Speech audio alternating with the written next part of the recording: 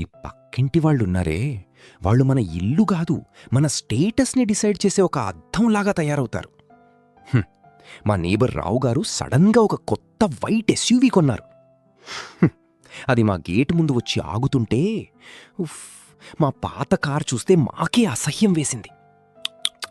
ఆ రోజు నుంచి మా ఇంట్లో ఒక సైలెంట్ యుద్ధం మొదలైంది బాస్. నాన్న ఎప్పుడు చూడు టెన్షన్, అరే వాళ్ళు ఎక్కడికో వెళ్ళిపోయారు, మనం ఇక్కడే ఉన్నామని.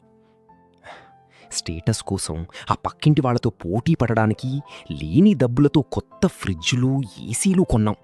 అప్పులు తలకి మించిపోయినా బయటకి మాత్రం అన్నీ బాగున్నాయని అబద్ధాలు చెప్పుకునేవాళ్ళం. కానీ ఇక్కడే ట్విస్ట్. రావుగారింట్లో నుంచి అసలు నవ్వులే వినిపించవు, లైట్స్ ఎప్పుడూ ఆఫ్. ఒకరోజు లేట్ నైట్ నేను బయటకొచ్చినప్పుడు నేను చూసింది వేరే. రావుగారు ఆ కొత్త కార్ స్టీరింగ్ వీల్ పైన తల పెట్టుకుని చిన్న పిల్లాల్లాగా ఏడుస్తున్నారు.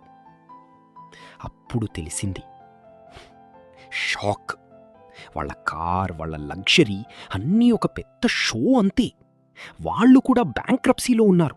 మన ముందు బిల్డప్ ఇవ్వడానికి వాళ్ళు కూడా చచ్చిపోయేలా అప్పులు చేస్తున్నారు. మేము ఎవరినూ చూసి కుళ్ళు పడ్డాం.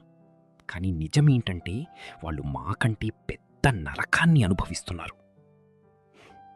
మిడిల్ క్లాస్లో ఈ కంపారిజన్ అనేది ఒక స్లో పాయిజన్. పక్కింటి దీపం బ్రైట్గా ఉంది అని మన దీపాన్ని ఆర్పేసుకోకండి. మన దగ్గర ఉన్నదే మనకి true wealth. Don't die to show a life you don't have.